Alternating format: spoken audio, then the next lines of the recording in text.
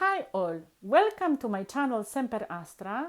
My name is Maggie, and in today's video I will talk about strategies and solutions that may be helpful to blind people or to people who have low vision and who would like to swim in the sea, lakes, rivers, or who would like to participate in any other form of wild open water swimming. At the beginning of this video, I would like to mention that I am not a lifeguard and I don't have any formal qualification to talk about safety while swimming. I am just a totally blind person who has been regularly swimming in the sea for the last 4 years and who would like to share with you my experiences and strategies that worked for me. The most important thing that I would like to discuss in today's video is the fact that swimming in the sea, rivers, lakes, or in any other open water is extremely dangerous, risky, and unpredictable sport. And the first and probably the most important safety rule is that nobody should ever swim on their own, no matter whether we are sighted or blind people. And this rule that says that nobody should ever swim on their own was the first challenge that I have to overcome when over 4 years ago I moved to this town that was totally new to me and where I didn't know anybody at all. And I overcame this challenge thanks to Facebook, because it was on Facebook where I found a lovely group of local swimmers who swim in the sea every day, no matter what season of the year it is.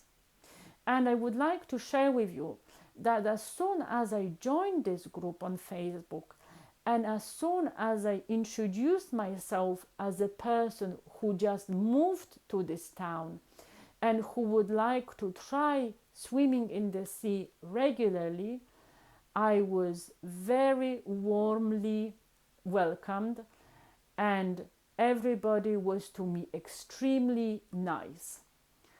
I was informed about the place where the group meets on the beach, and I was also informed what time do they usually meet and what time am I most likely to find them on this section of the beach.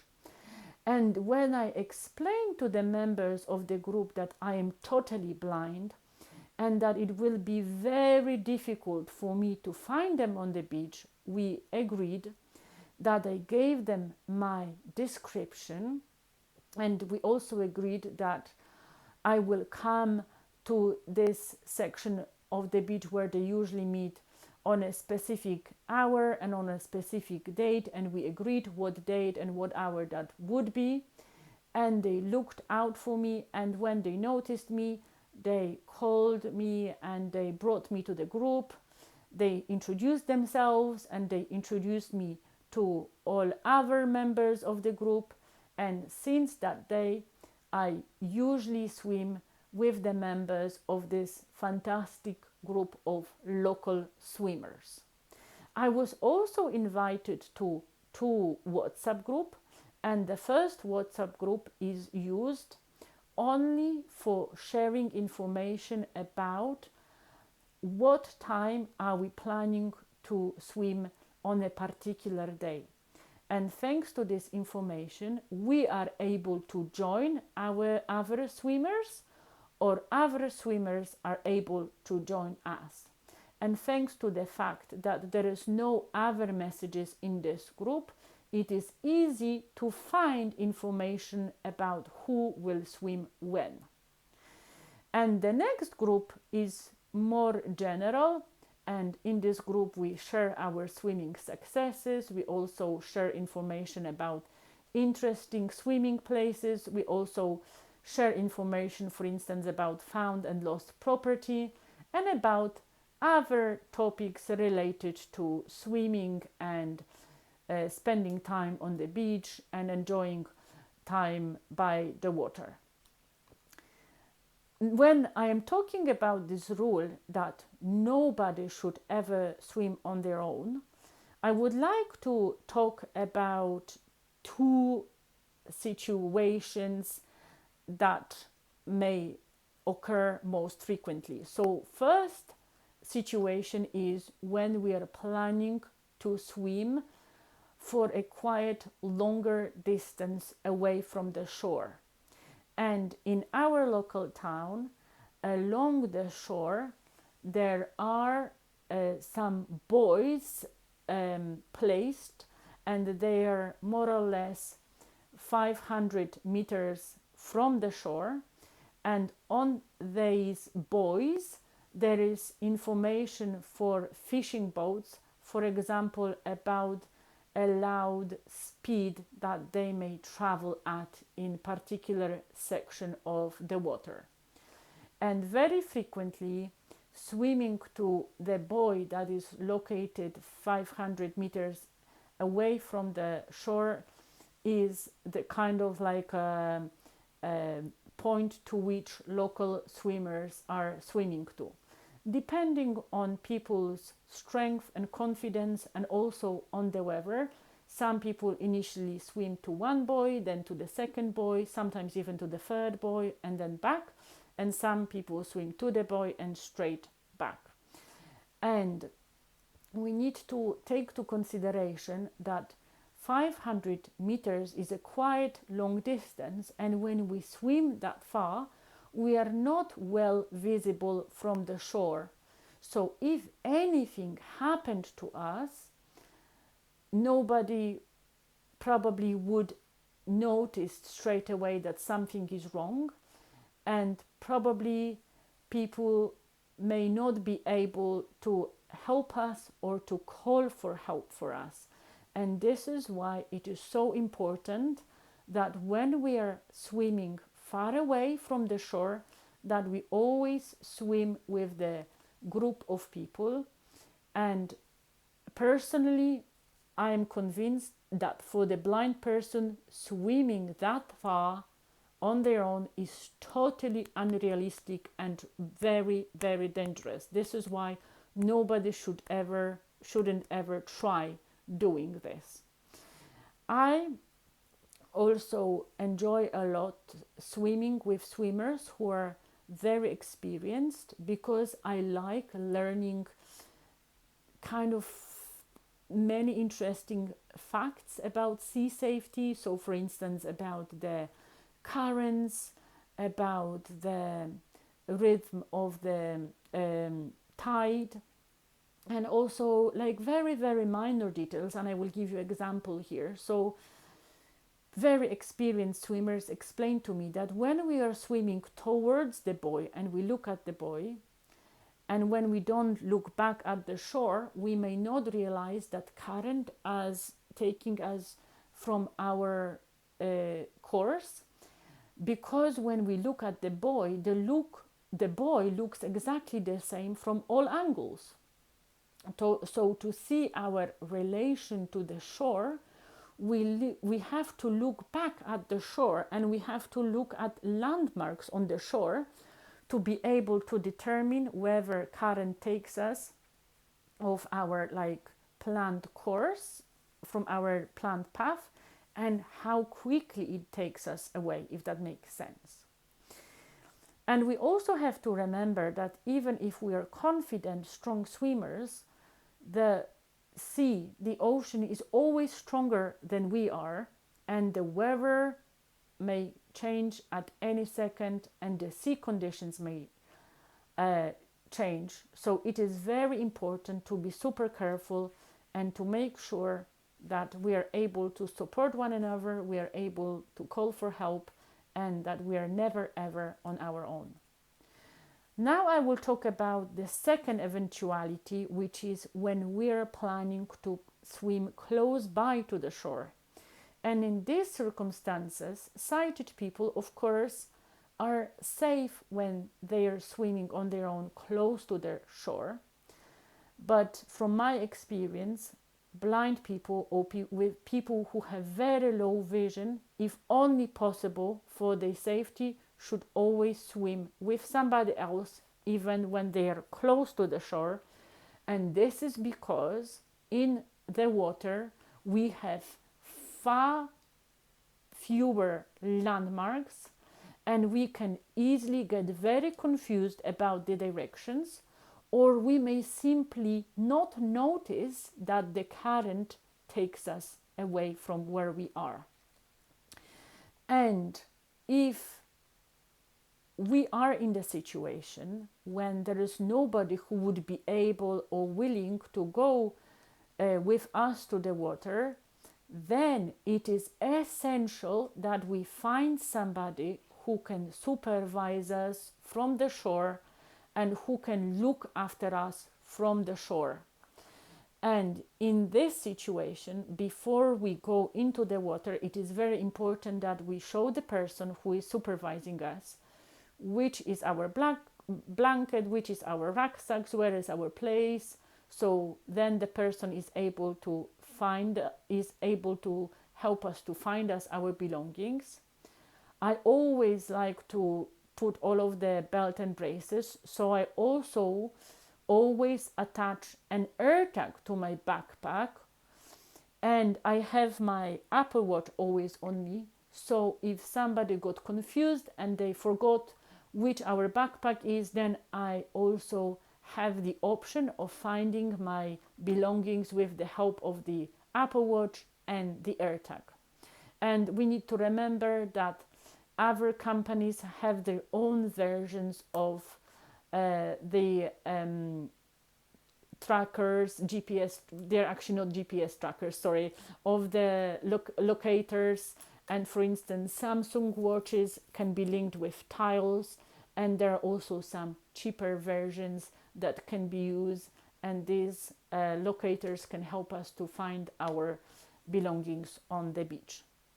Then, before we go to the water, it is very helpful to agree with the person who will supervise us that they will call us when we swim too far away from the shore, or when we, for instance, swim too close to the groin, because it is very easy to be pushed by the waves into the groin, and groins have some sharp elements and we can easily hurt ourselves.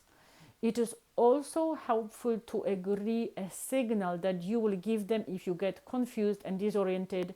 So for instance, I am always saying that if I lose my direction, I will wave my hand and then please call me, and I will then hear your voice and I will come back to the shore. When I am going to the sea, and I just want to emphasize that I always agree that somebody will look out for me. But when I am in the water and somebody is looking out for me, but I hear other people swimming around me, very often I swim towards them and I ask, hi, can I join you just for the safety, da da da. And even if I never met these people before, people are always very kind, very warm, very welcoming, very helpful, and I never had any negative experience in those situations. When I'm in the sea on my own and when somebody is just supervising me from the shore, I also pay attention to landmarks that I can use being close to the shore. So first of all, I pay a lot of attention to all of the sounds that I hear from the beach. So like people talking, children playing, waves crashing against the shore.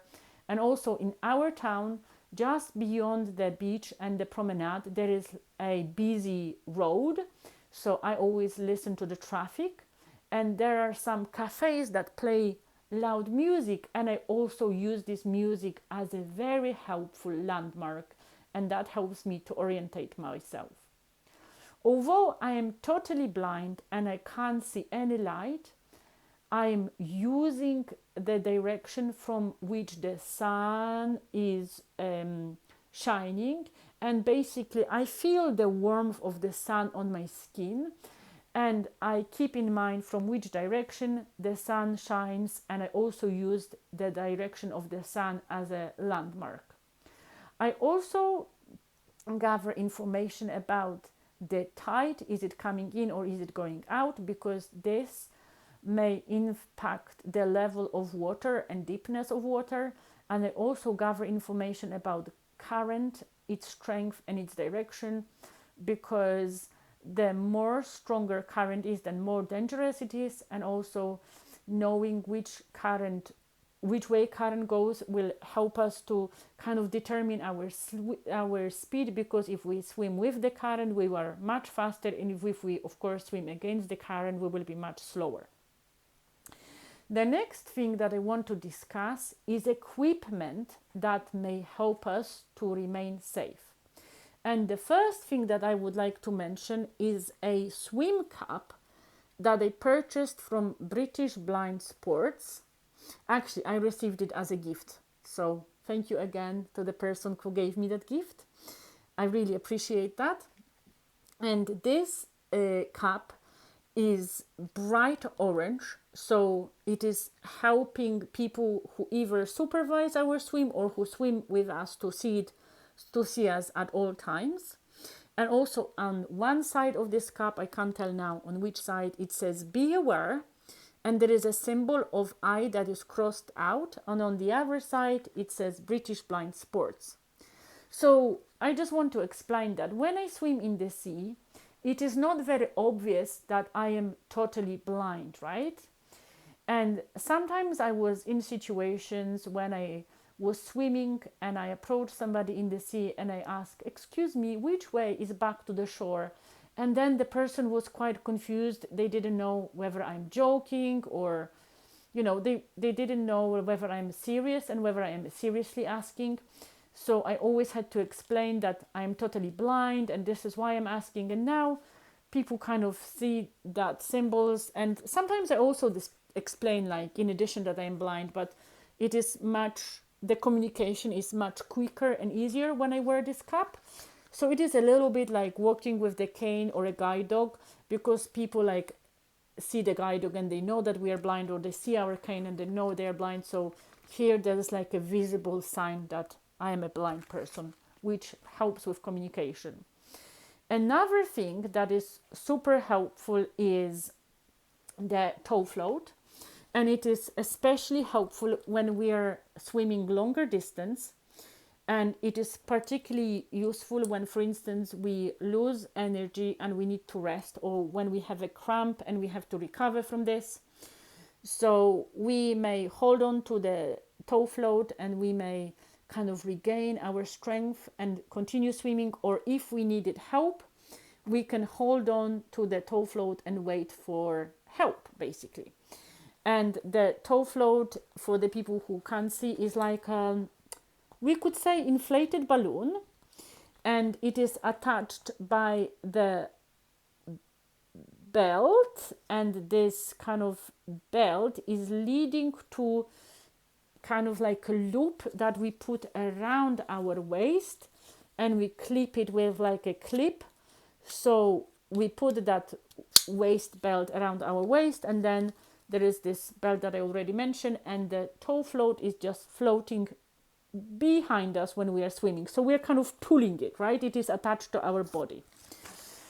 And the toe floats come in various shapes, sizes, materials, but they are usually very bright colors. So again, we are well visible, and if we needed help, then people can locate us quite easily. Another thing that I find quite useful as a blind person is wearing swim shoes. And because I can't see at all, I am worried that I may stand on a glass or on a sharp, like a seashell, or on a sharp stone, and then I'm worried that I could injure my feet. So wearing these swim shoes protects my feet, and it is very easy to swim in them. and I just wanted to show you the version of the kind of neoprene boots, which are very helpful when it is cold and when the water is kind of quite freezing over the winter or early spring or late autumn. And also I have here some gloves, and I particularly would recommend gloves and boots because our extremities get cold the most, and this coldness is probably most like difficult to cope with, if that makes sense. And another thing that I wanted to mention is considering wearing swimming goggles, and it may be helpful if you have illness in your eyes or when your eyes are very sensitive. I personally wear goggles when the waves are pretty high, and I wear them because I'm worried that big waves can slap me in the face and I may lose my prosthetic eyes, which would be really which would cause a lot of difficulties. Another thing that I want to mention is that it is very important to be able to call for help if something wrong happens. So I always take my Apple Watch with me, and my Apple Watch is independent from my phone, so I can make calls even when my phone is not by me or the phone is switched off. And many smartwatches have these functions.